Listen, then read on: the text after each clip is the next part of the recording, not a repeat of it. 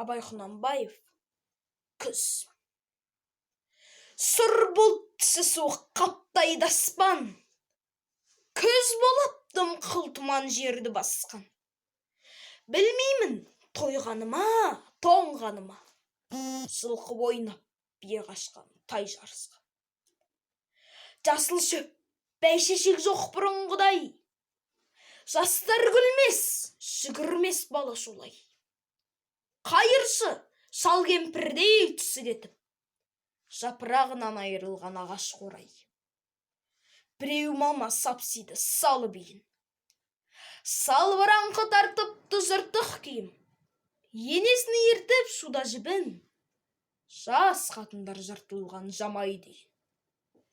Қаз тырна қатарланып қайтса бермен, астында ақ шомшы жүр ол бір керуен.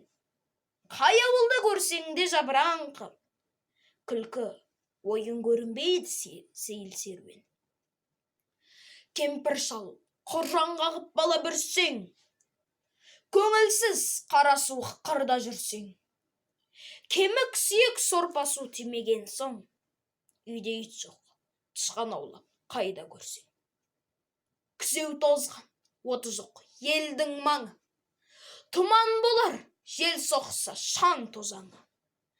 От жақпаған үйіңнің сыры қашып, ыстан қорыққан қазақтың құрысын заңы.